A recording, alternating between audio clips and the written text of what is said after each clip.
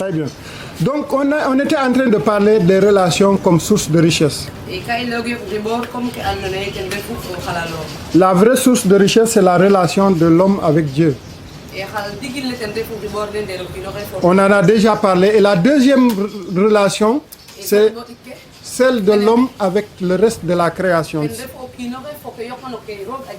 L'homme est aussi une co-créature divine.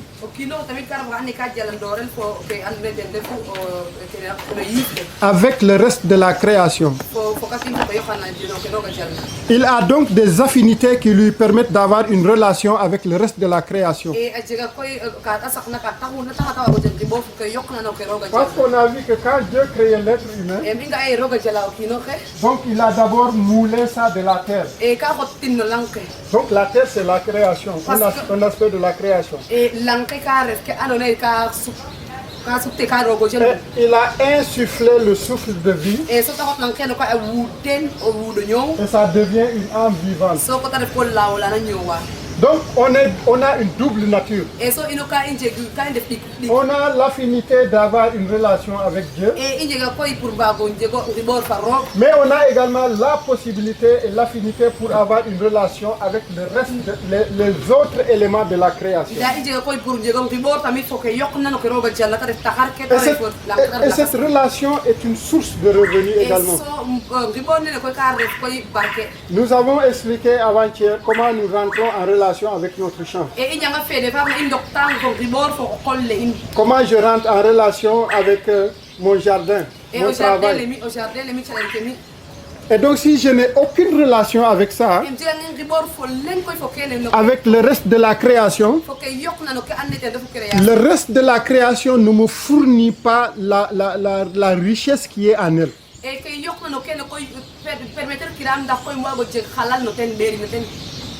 Créer une forêt à partir d'une graine. La graine est extrêmement importante. Parce qu'il y a la vie, la reproduction à l'intérieur de la graine. Et donc si je n'ai aucune relation avec la graine, la richesse qui est incluse dans la graine ne me donnera pas cette richesse-là. Nous avons la même origine, c'est-à-dire Dieu.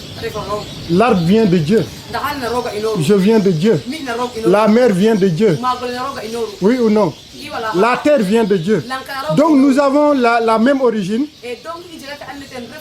Nous avons également le même composant. Bien vrai que ta peau est belle, mais elle est poussière et elle redeviendra poussière. Donc maintenant, je te conseille d'avoir un bon rapport avec la terre. Parce que pendant que tu vis, si tu n'as pas un bon rapport avec la terre là, et quand maintenant tu meurs et qu'on veut t'enterrer dans la terre dira comme def ma doon kii toroxal dinaa ko nëbal mu gaaw. Donc on a tous donc un commencement et une fin, sauf notre esprit qui est de Dieu. Mais de ce qui est de la nature, on naît, on meurt. L'arbre commence, naît, meurt. L'animal également. Donc nous avons beaucoup d'amitié. Mais ce qui nous différencie, c'est le dépôt de l'image de Dieu en nous. Et ce dépôt permet que l'homme reçoive ce mandat. Un mandat d'avoir une relation juste, une relation saine, de promotion de la vie. Genèse chapitre 9, versets 2 à 7. On va le lire.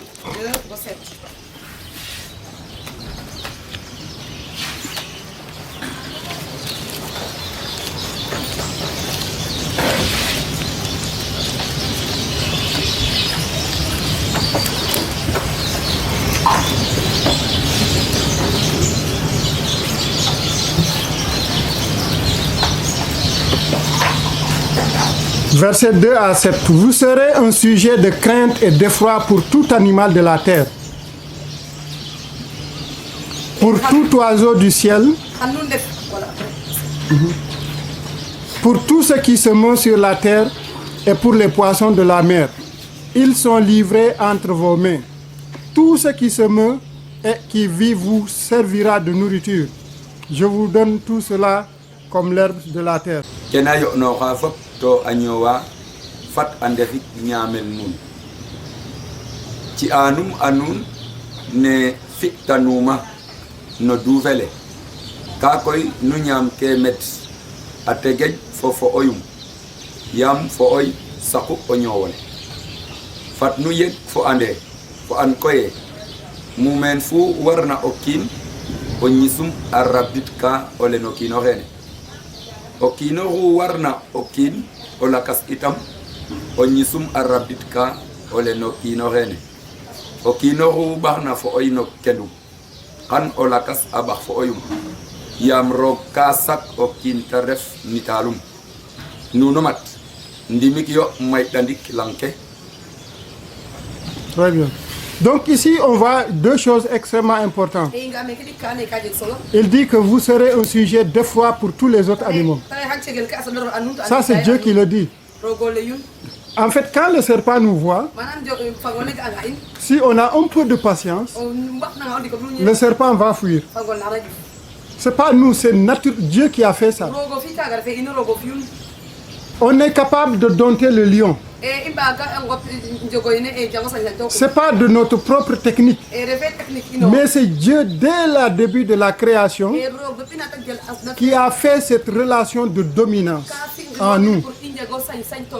Et il est parti jusqu'à dire que je demanderai le sang de quiconque tue un être humain.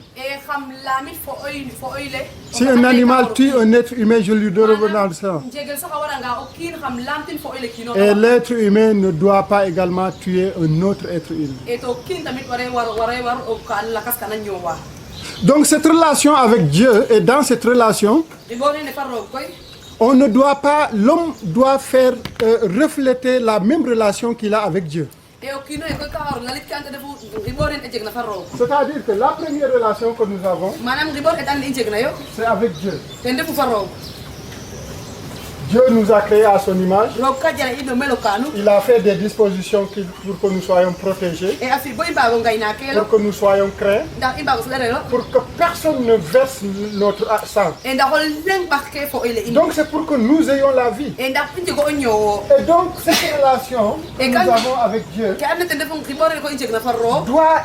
doit se refléter dans la relation que nous avons avec le reste de la création. Vous voyez ça? Nous devons avoir une relation de promotion de la vie. Et non de tuer ou de diminuer. Et en ce sens, nous pouvons répondre facilement aux problèmes de l'environnement. Parce que si nous avons le mandat de promouvoir la vie, nous allons vivre de façon à ne pas polluer. Nous allons vivre de façon à permettre aux autres choses à notre alentour de pouvoir vivre bien, correctement. Parce que c'est cette même relation que nous devions refléter avec la création. Et en retour, la création va nous livrer sa richesse. Mais si on maltraite la création, si on détruit la création, et on attend que Dieu nous bénisse, mais Dieu a déjà béni et c'est nous qui détruisons cette bénédiction.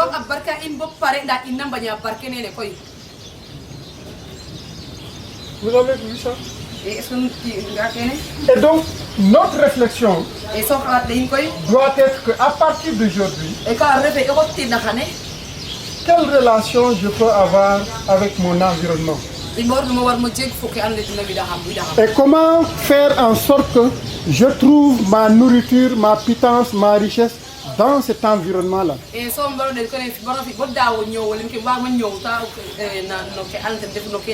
Ça revient encore à une question de relation. Si la relation est correcte, ça donne la vie, ça enrichit. Donc de même, on peut voir que dans sa relation avec nous, Dieu ne nous prend pas comme ses serviteurs, mais comme ses amis qui connaissent tout de lui. Jean 15, 15, Jésus disait que je ne vous appelle pas mes serviteurs, mais mes amis. Et un ami connaît tout de son ami. Dans notre relation avec Dieu, on ne doit pas également considérer comme Dieu comme un esprit. Parce que la relation que nous avons avec les esprits, on en a parlé déjà. On ne doit avoir aucune relation avec les esprits. Notre relation, elle est directe avec Dieu. Et pas avec les esprits. Une relation, un Dieu qui a en guise pour contrôler et manipuler son bien. Parce que l'esprit entretient une relation avec l'être humain, une relation égoïste. Quand tu vois quelqu'un qui a des esprits, il est toujours maltraité par les esprits. N'est-ce pas? C'est ça la relation avec l'esprit. C'est une relation d'esclavage. Elle est totalement différente avec notre relation avec Dieu. Notre relation avec Dieu est basée sur l'amour, la vie et la bénédiction. Comme je l'ai dit, Jésus lui-même a confirmé ça. Je ne vous appelle plus serviteur, mais ami. Ce tableau qu'on vient de brosser de la relation saine est juste entre Dieu et sa créature la plus chérie est toujours le fil conducteur qui doit nous guider dans notre relation avec les personnes qui nous environnent et dans notre relation avec le reste de l'environnement.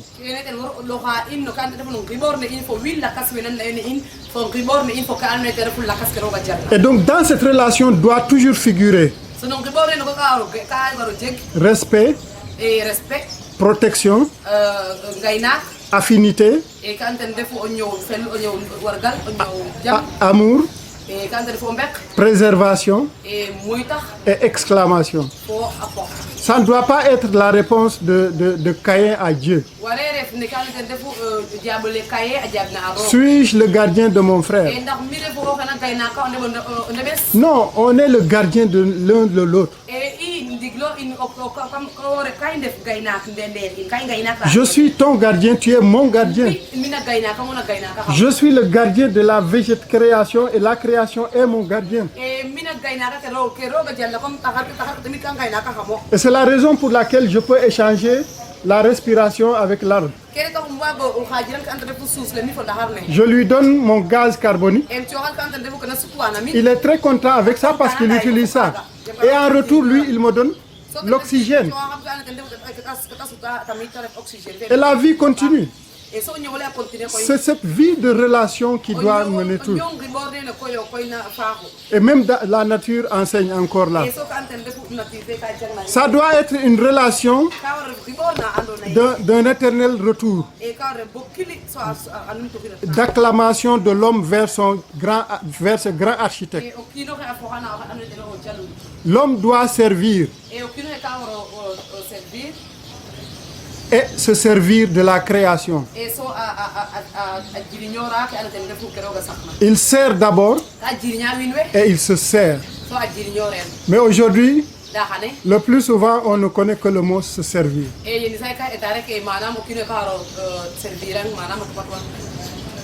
Se servir doit vraiment découler du service rendu.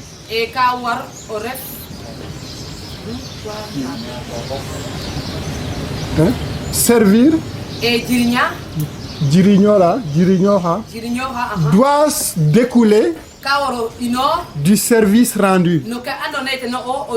Je rends un service à l'arbre en lui donnant mon gaz carbonique. Et lui, en retour, il prend mon gaz carbonique pour respirer, pour vivre, et il me donne son oxygène.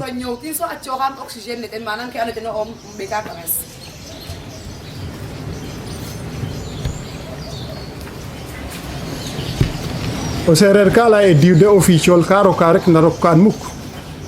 Et le serer dit que quelque chose on néglige. Et lui donc diw puso la day dug rek wante ken du ko dug bu leen nek puso. Une vie de puso c'est pas bon.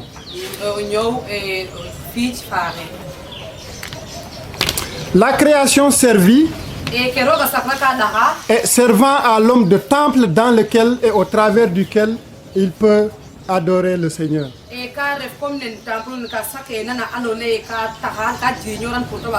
À chaque fois que nous servons la création se développe et remplit son rôle de manifester la gloire de Dieu. Et à chaque fois que la gloire de Dieu se manifeste, je peux adorer. Vous voyez la relation? Et donc, l'adoration n'est pas simplement dans 4 murs. Ça ne s'arrête pas simplement là. Cette image se reflète donc dans la capacité de la procréation et de la gestion que donne Dieu à l'homme. Et donc le tout cela rendant gloire à Dieu, c'est-à-dire ma relation avec Dieu, ma relation avec l'autre, ma relation avec la création et même ma relation avec moi-même. Le tout doit rendre gloire à Dieu. Et c'est pourquoi je dois toujours me poser la question: quelle est ma relation avec moi-même? Parce que le tout commence là. Si j'ai une mauvaise relation avec moi-même, ça va se refléter sur les autres relations.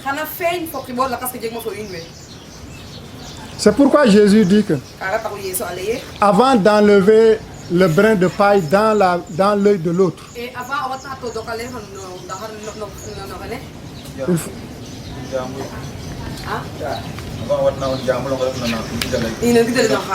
enlève d'abord la poutre qui est dans ton œil. Comment quelqu'un qui a une poutre dans son œil peut-il voir le brin de paille dans l'œil de l'autre? Ça commence donc par là, d'avoir une relation correcte. Et avoir une relation correcte avec soi-même, c'est de ne pas exiger au-delà de ce qui me revient.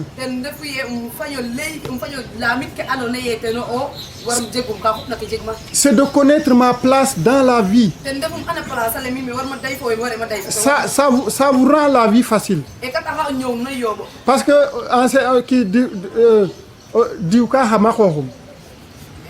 par exemple, diw xamul bopam moy lolu. Si tu ne connais pas qui tu es, tu vas te fatiguer, tu vas fatiguer ton environnement et tu vas créer beaucoup de conflits.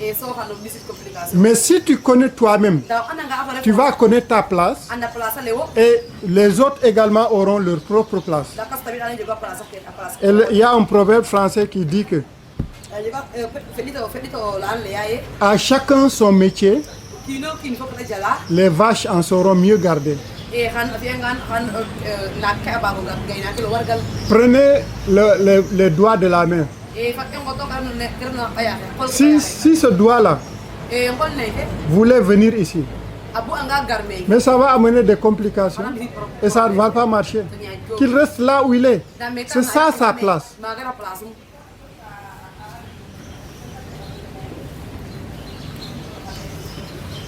Et je vous avais dit que la beauté, c'est l'ordre. Et donc le désordre crée ce qui n'est pas beau. Quand les choses sont désordonnées. Quand tu rentres dans une cuisine et qu'elle est désordonnée, tu n'as pas même envie de manger le repas qui vient de cette cuisine.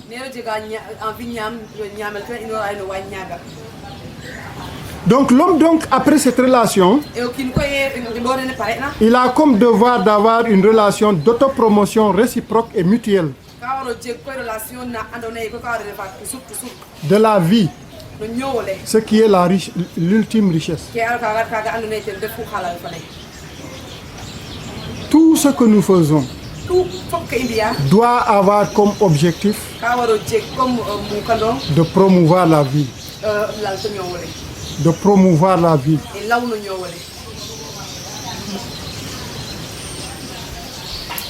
Tant que cette relation de l'homme avec son Dieu fonctionnait comme prévu et voulu par le Créateur, la richesse et l'être créé demeuraient et se développaient normalement. Et donc on peut dire que Adam était l'homme le plus riche de tout. Jusqu'à ce que le péché vienne briser ça. Alors la question d'aujourd'hui c'est quoi? En tant qu'Église,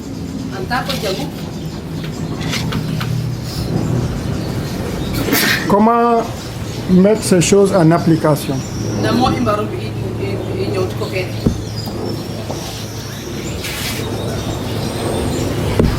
Donc dans Genèse chapitre 1, la richesse est le fait de posséder la vie. Et jusqu'à présent, c'est la vraie richesse.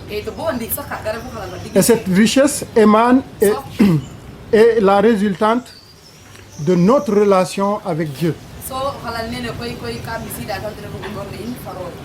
C'est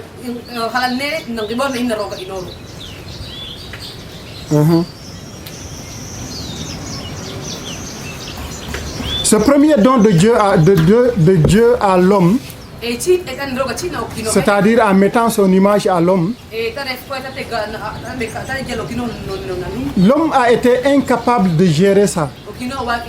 L'homme a été incapable d'administrer ça.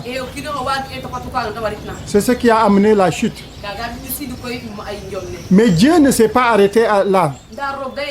Dieu est revenu encore une seconde fois. Et la seconde fois, il n'a pas mis son image en l'homme. Mais qu'est-ce qu'il a fait?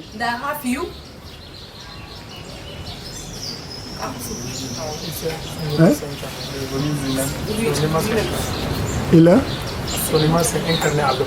Il a pris l'image de l'homme en lui. Premièrement, il a fait son image en l'homme. L'homme était incapable de le gérer. Et la deuxième venue, le deuxième don de soi, il a pris l'image de l'homme en lui. Le projet de Dieu, le péché ne peut pas le freiner. Son péché, c'était que sa gloire se manifeste sur toute la terre. Le péché est venu faire une déformation, une panne. Mais Dieu va intervenir pour réparer ce péché, afin de continuer de bâtir son projet, de façon à ce qu'à la fin, toute sa gloire se révèle en ce qu'il a créé. Et c'est là où nous avons parlé de Ésaïe, où le lion va habiter avec l'agneau. Ça, c'est le reflet de la gloire de Dieu. Et si Dieu veut amener, par exemple, le lion à habiter avec l'agneau, tu ne penses pas que Dieu veut aussi t'amener à habiter avec le voisin, le prochain?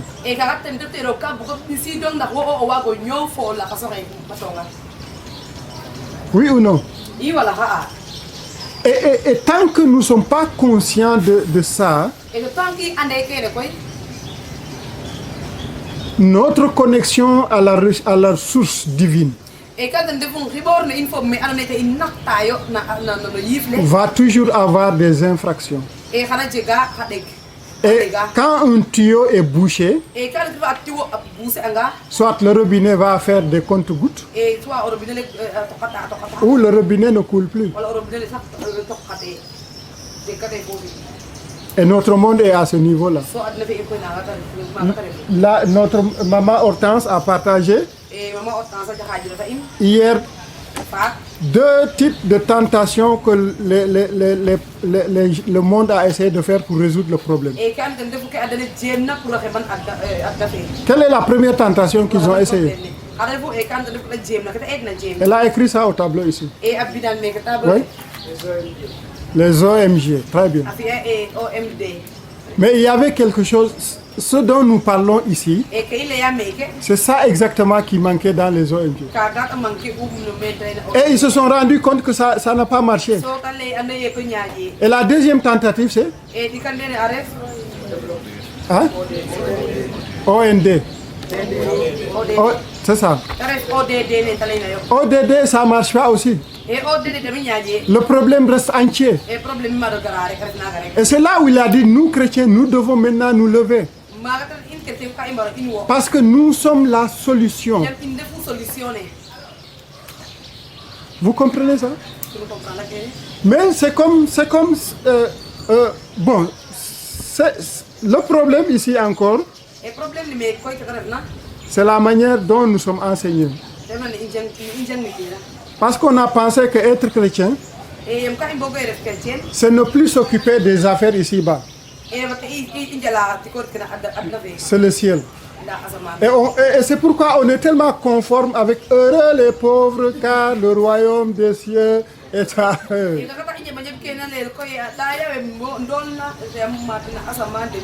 Et pendant ce temps, les païens sont en train de diriger la pirogue. Et nous sommes tous dans la pirogue, mais on a laissé les aveugles diriger la pirogue. On a, et puis on est Alléluia. Ils conduisent. Quelle est la finalité? Oui. Le monde est en panne aujourd'hui. On a des problèmes de mariage. L'homosexualité aujourd'hui est là. C'est un signe qu'il y a un problème dans cette ordonnance créationnelle qui est le mariage. On a un problème d'environnement. La pollution est partout. Jusqu'aux abords de nos églises. Les mbams qui font les caca derrière.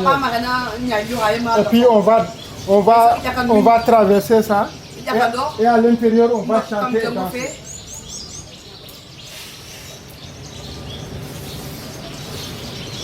On a le problème de l'éducation. Aujourd'hui, au lieu de faire des actions, on accepte de promouvoir que la Terre est venue du Big Bang. La théorie de Big Bang ou la théorie de l'évolution.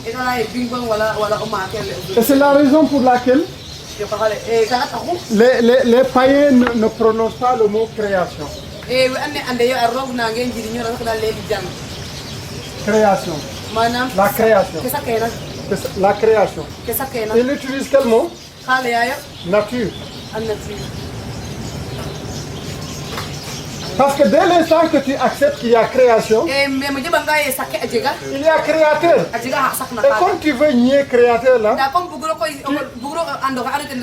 tu parles de nature, c'est naturel.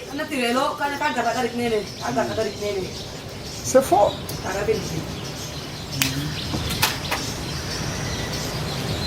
Et donc le monde a essayé. Mais c'est maintenant vous, surtout vous les jeunes. C'est d'essayer. Si vous vous dites que Vous êtes les enfants de la lumière. Si vous dites que nous sommes les dieux nous sommes les fils du grand Dieu, et que les autres qui sont les fils du petit Dieu là, ils essayent. Et nous les fils du grand Dieu là, on est toujours dans Alléluia, Amen. Mais il y a problème. On a compris ça?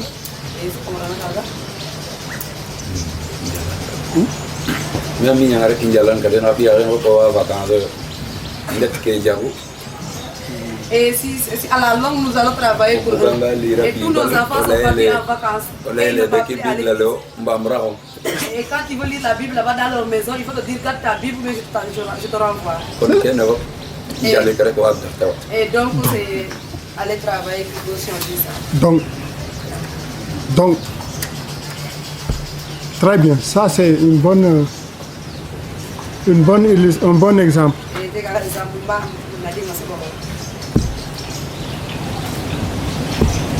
Et donc le plus souvent, Formose l'a dit ce matin, vous pouvez vous sentir plein de potentiel. Mais l'obstacle c'est la peur.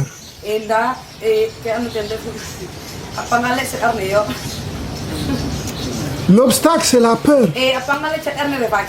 Vous avez peur du quand dira-t-on.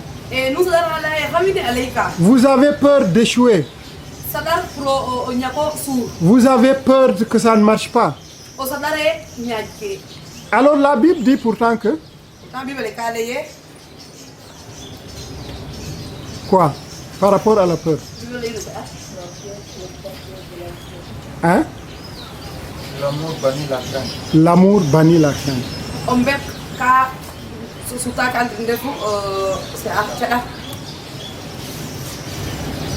Si tu aimes vraiment quelqu'un, tu n'as plus peur de rien.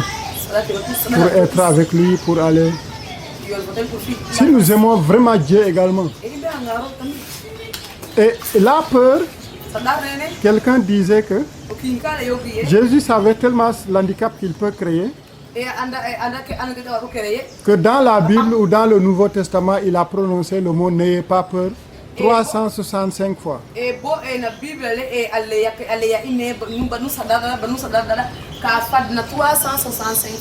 Je ne sais pas si le nombre est correct.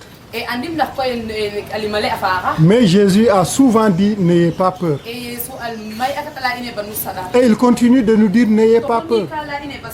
Parce que la peur paralyse.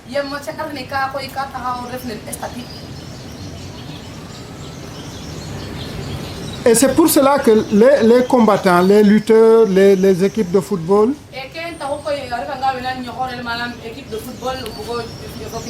ils vont toujours développer la mentalité du footballeur.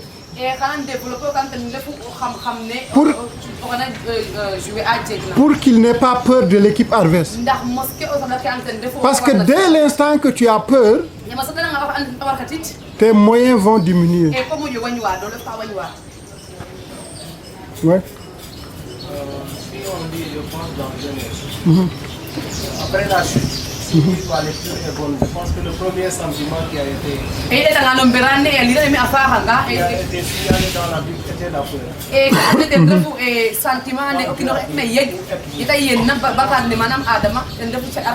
Ils se sont cachés parce qu'ils ont justifié, on avait peur.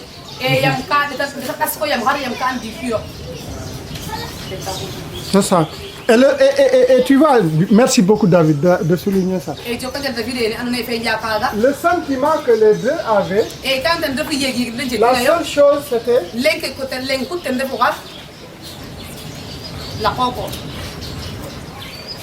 comment quelqu'un qui se cache va produire.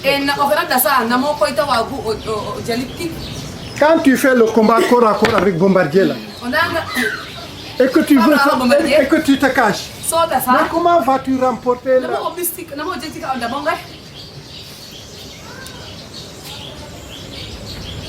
Enlever l'amour bannit la crainte. Et c'est la raison pour laquelle, encore une fois de plus, pour détruire cette peur, pour éliminer cette peur, continuez de prier et de lire la Bible. Plus la connaissance de la Bible vous remplit, plus la peur se dégage. Si aujourd'hui j'ai la capacité et la compétence de me tenir devant plusieurs personnes et de parler, c'est à cause de Jésus. Quand je n'étais pas chrétien, je n'osais pas parler devant deux personnes. Il y avait toujours un handicap là-bas. Parce que, pourquoi? Je me jugeais toujours en fonction de ce que les gens vont dire. Alors je me laisse contrôler par les gens. Je me laisse contrôlé par les gens. Je me laisse dicter par ce que le camp dira-t-on. Alors que normalement, ce n'est pas eux qui m'ont amené au monde. Je dois beaucoup plus me soucier du camp dira-t-on de Dieu qui m'a créé à son image que de vous d'autres. Je m'en fiche de vous. Parce que vous ne m'avez pas donné la vie éternelle. Vous ne m'avez pas donné mon corps. Vous ne m'avez pas donné ma taille. Les compétences qui sont en moi, vous ne les avez pas faites. Alors pourquoi je vais me soucier de vous? Pasteur? Et ce que le pasteur a dit, et entre Goliath, nous pouvons voir entre Goliath et David. Et David était un petit enfant. Et l'autre l'a dit, il ne faut pas te battre avec ce géant. Et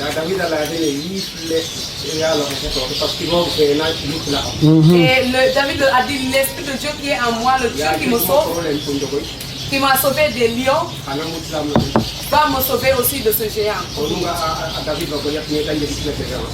Et quand tu vois David et tu vois Goliath, tu vois grandement la différence. Hein? Parce qu'il avait le courage et il savait qui était avec lui. C'est pour cette raison qu'il a eu le courage d'aller affronter Goliath. Très bien. Excellente illustration. Juste pour appuyer ce que le pasteur vient de dire,